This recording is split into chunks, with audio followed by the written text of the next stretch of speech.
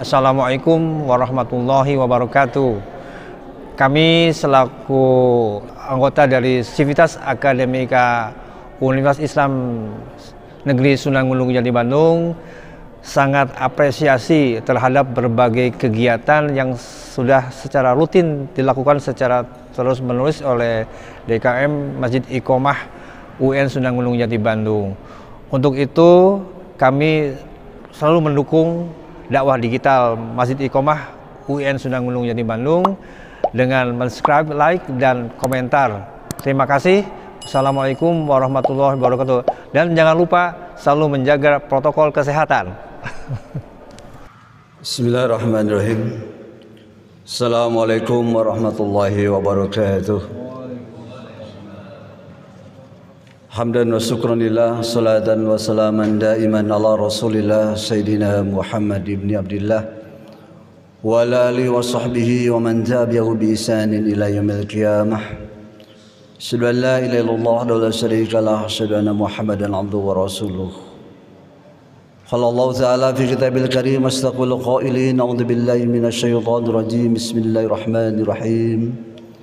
Wal 'asr inna insyana lafi khusr illa allazina amanu wa amilus solihati wa tawasaw bil haqq wa tawasaw bis sabr. An Ibnu Abbas qala Rasulullah sallallahu alaihi wasallam nimatani makbunun fihi ma katsiran minan nas as-sihata wal firaq. Al-ayat al-hadis sadaqallahul azim wa sadaqa rasul nabiyul karim wa nahnu ala zalika minasyahidin wa syakirin walhamdulillahi rabbil alamin. Bersyukur atas nikmat umur hanya kepada Allah yang Maha Ghafur. Banyak pilihan bagi kita kecuali kita banyak bertafakur, banyak bertadabur. Yang sudah cukup banyak di antara saudara kita yang sudah pindah dari alam dunia ini ke alam kubur.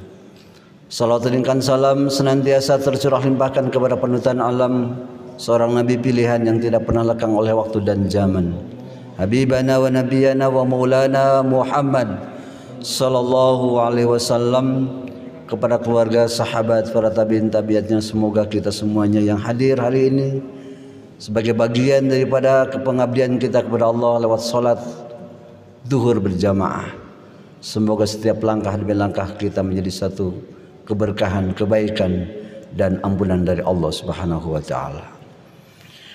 Di dalam Al-Quran seperti kita pahami bersama, ada di antara 114 surat, dan di antara 114 surat ini sebagai bagian daripada muqaddimah yang tadi disampaikan, yakni di dalam surat yang ke-103 yang terdiri dari 3 ayat. Dan rasanya ayat ini cukup familiar yang senantiasa kita baca, bahkan barangkali ayat ini menjadi satu fardu ain di saat anak-anak kita di madrasah ketika dia mau pulang, ayat ini senantiasa dibaca. Apa yang ingin disampaikan dari ayat ini, ternyata di ayat 103 terkait dengan surat Al-Asr ini diapit oleh surat yang ke-102 dan surat yang ke-104. Bagaimana di 102 di dalam surat At-Takasur Allah Subhanahu wa ta'ala sampaikan alhaqumut takasur hatta jurutumul maqabir. Bermegah-megahan melalaikan kamu masuk kepada liang kubur. Lalu diapit di surat yang ke-104 di ayat yang ketiga, yahsabu annama lahu ahladah. Ternyata dengan bermegah-megahan dengan harta itu yang berlimpah tidak mengekalkan kita untuk menjadi bagian hidup di dunia ini. Berarti konteks dari ayat ini bagaimana manusia ini sesungguhnya diciptakan oleh Allah demi waktu, demi masa. Sesungguhnya kita semuanya adalah menjadi orang-orang yang rugi. Artinya dengan melalaikan dari harta kita, dan harta ini juga yang tidak mengekalkan kita, maka kita termasuk orang-orang yang rugi. Maka poin apa yang kita ambil daripada kehidupan kita yang ini semuanya menjadi orang-orang yang rugi? Maka kalau orang yang rugi berarti ada di antara orang yang beruntung. Siapa orang yang beruntung ini? Terkait dengan ayat ini, illal ladzina amanu wa amilus solihati wa tawassaw bil haqq wa tawassaw bis sabr. Ternyata di antara orang yang beruntung ini adalah orang-orang yang beriman kepada Allah, orang-orang yang senantiasa berwasiat dalam kebaikan, dalam kesabaran. Lalu lebih jauh, lebih konteks dari ayat ini adalah bagaimana orang-orang yang beruntung di hadapan Allah Subhanahu wa taala. Paling tidak ada 5 hal orang-orang yang beruntung menurut pandangan Allah Subhanahu wa taala. Siapa mereka? Ke pasar ikan di hari Sabtu, dari 5 hal ini insya Allah akan saya sebutkan satu demi satu. Yang pertama adalah orang yang beruntung ini adalah orang yang dalam pandangan Allah disebut juga dengan mahabbatullah. Orang yang hidupnya dicintai oleh Allah. Kalau hidup kita dicintai oleh Allah, maka kehidupan kita, segala urusan kehidupan kita akan berkah, akan mudah. Maka di dalam surat yang ketiga, di ayat yang ke-31, sebagai bagian dari bentuk kita menjadi bagian orang yang dicintai oleh Allah Subhanahu wa taala, maka di dalam Ali Imran 31 ini Allah Subhanahu wa taala sampaikan, Bismillahirrahmanirrahim, Qul in kuntum tuhibbunallah fattabi'uni yuhibbukumullah wa yaghfir lakum dzunubakum wallahu ghafurur rahim. Qul in kuntum, sampaikanlah hai Muhammad, supaya ayat ini juga tersampaikan kepada kita selaku umatnya yang hari ini kita tidak pernah bertemu kepada baginda Rasulullah sallallahu alaihi wasallam, lam yarami wa amanu min, tapi kemudian karena iman kita kepada Rasul kita, maka wajarlah kita hari ini meyakini bahwasanya kita termasuk orang-orang yang mendapatkan hidayah Allah. Artinya di sini ketika Allah sampaikan hai Muhammad, tuhibunallah, jikalau engkau ingin dicintai Allah, apa syarat ketika kita ingin dicintai oleh Allah? Maka di ayat ini disampaikan fattabi'uni, melekat pada diri kita yaitu ketaatan. Maka ibadah ini identik dengan ketaatan. Ketaatan ini yang kemudian lebih jauh lagi secara spesifik, secara bahasa agama, ketaatan ini disebut juga dengan takwa. Dari akar kata bahasa waqo yaki wikayatan, artinya orang-orang yang takwa ini hidupnya senantiasa ada dalam kehati-hatian.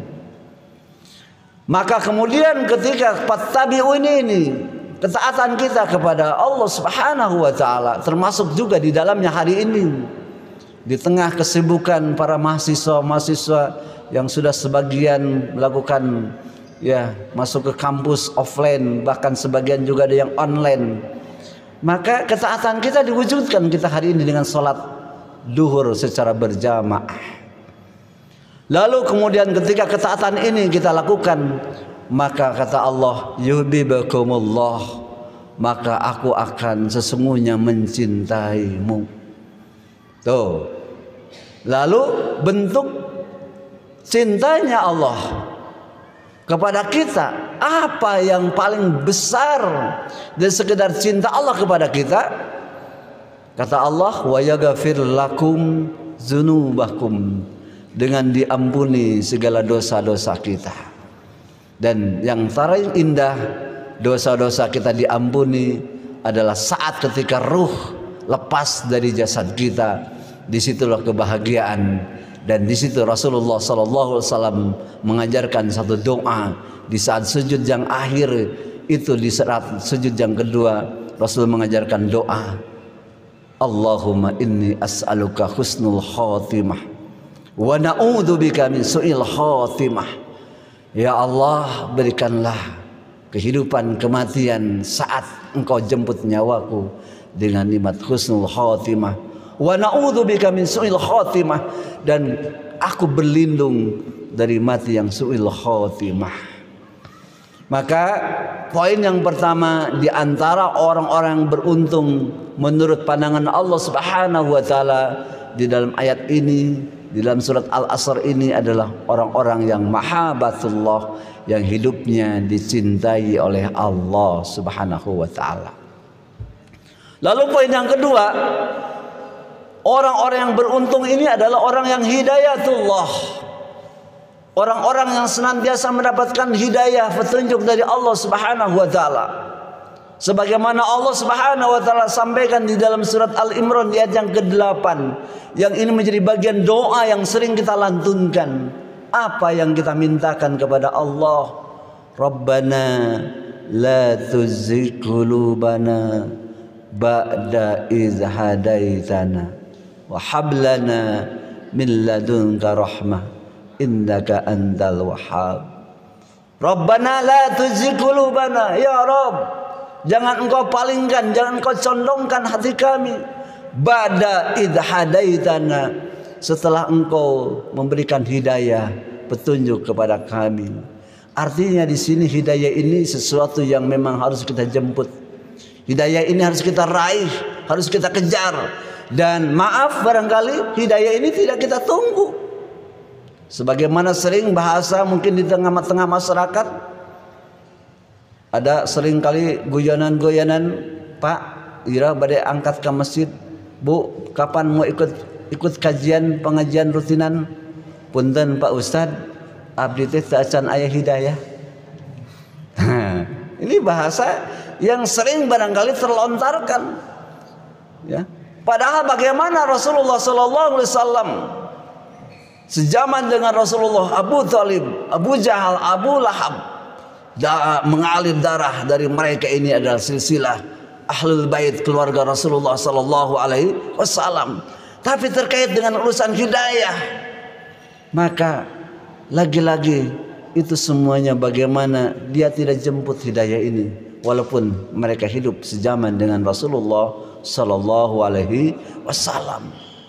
Kita yang lam yarami, yang tidak pernah melihat, wa amanu min, tapi kita beriman kepada Rasulullah sallallahu alaihi wasallam, inilah hidayah yang hari ini kita jaga, kita rawat, dan kita aplikasikan hari ini hidayah ini dengan melaksanakan sholat duhur secara berjamaah di awal waktu dan dilakukan di masjid yang kita cintai ini.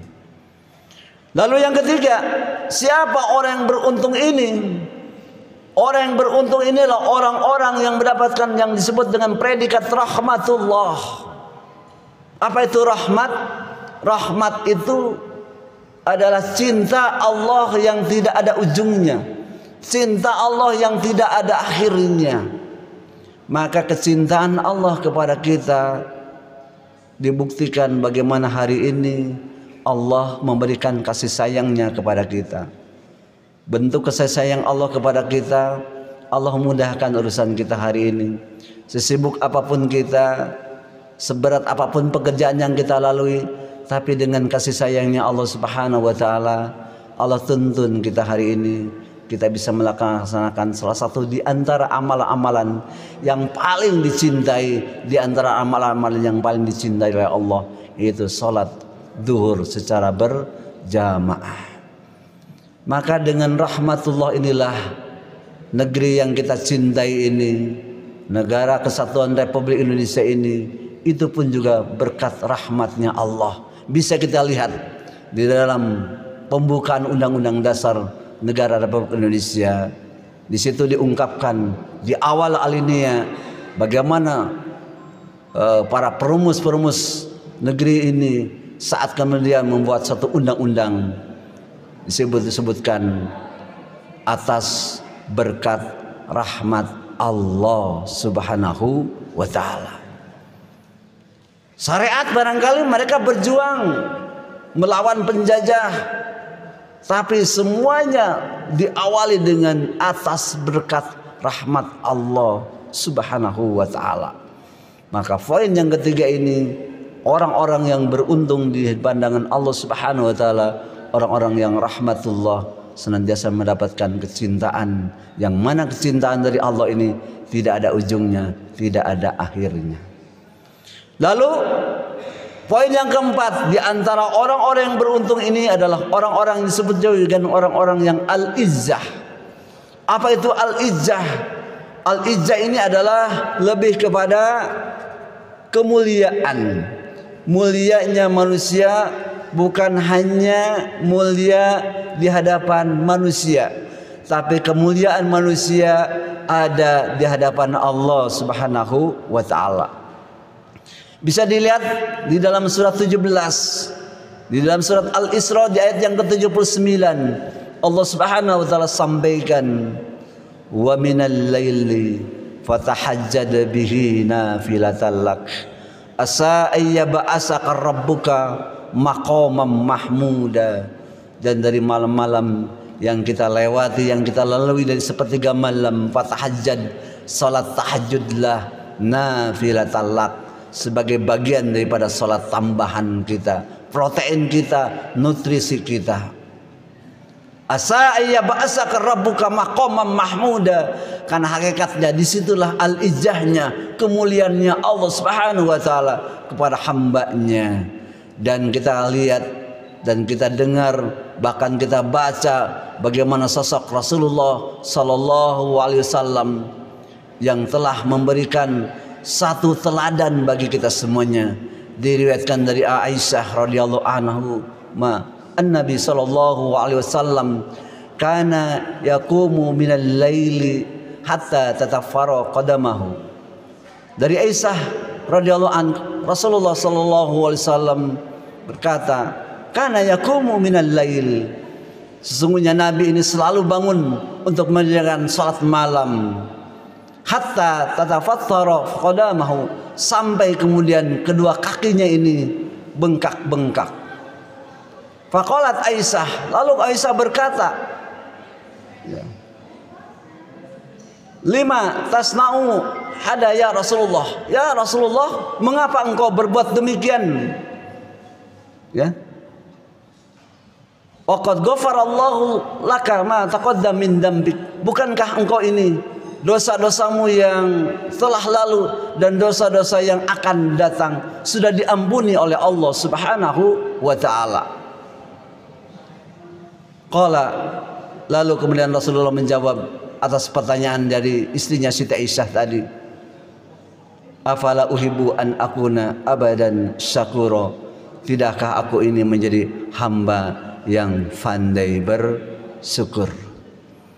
Artinya di sini bagaimana poin yang keempat ini, baginda Rasulullah sallallahu alaihi wasallam yang sudah jelas kaplingnya, yang sudah jelas surganya, tapi masih juga berusaha untuk menegakkan salat malam, salat tahajud. Artinya di sini teladan bagi kita semuanya. Jangan sampai waktu yang kita lalui percuma terlewat begitu saja tanpa kita banyak kemudian berkomunikasi secara intens kita kepada Allah Subhanahu wa taala. Dan poin yang terakhir, poin yang kelima, di antara orang-orang yang beruntung ini adalah orang-orang yang disebut juga dengan al-ghalabah. Itu orang-orang yang mendapatkan kemenangan. Siapa orang-orang yang mendapatkan kemenangan? Tentunya di dalam diri kita ini berkompetisi. Di dalam diri kita ini berkompetisi. Dalam kompetisi ini tentu ada baiknya, ada buruknya. Dan kecenderungan ketika kita melakukan kebaikan, maka disitulah kita memenangkan daripada kebatilan. Artinya ketika kompetisi ini kemudian secara sehat dan Allah kemudian memberikan kesempatan kepada kita semuanya, maka saat kemenangan ini kita lakukan, insya Allah kelak nanti di yaumul jaza kita akan mendapatkan reward di wisuda akbar, di padang mahsyar oleh Allah Subhanahu wa taala, melalui tangan kanan mendapatkan catatan amal-amal kebaikan kita. Tapi kemudian ketika kompetisi ini kita dikuasai oleh kebatilan, oleh keburukan, maka bisa jadi ketika nanti kita di padang mahsyar justru sebaliknya, tangan kirilah yang menerima catatan-catatan keburukan-keburukan kita. Maka sebagai poin akhir yang saya sampaikan dari Ibnu Abbas radhiyallahu an, qala Rasulullah sallallahu alaihi wasallam, nikmatani makbunun fihima katsiran minan nas as-sihata wal firag. Dua kenikmatan yang sering terlupakan di antara sebagian kita sebagai manusia. Nikmat yang pertama adalah nikmat sehat, dan yang kedua nikmat wal firag, nikmat kesempatan. Yuk kita gunakan kesempatan kita selagi kita mampu dan selagi kita bisa. Selagi kita barangkali belum waktunya sempit, sebelum waktunya kita hari ini diberikan kelapangan oleh Allah Subhanahu wa taala. Dan dari hal inilah mudah-mudahan kita semuanya mampu menggunakan waktu sisa kuota kita untuk senantiasa menghambakan diri kita hanya kepada Allah Subhanahu wa taala. Demikian yang disampaikan terkait dengan 5 keberuntungan manusia di hadapan Allah Subhanahu wa taala. Mudah-mudahan ada guna dan manfaatnya. Wallahu muwaffiq ila muthariq. Assalamualaikum warahmatullahi wabarakatuh.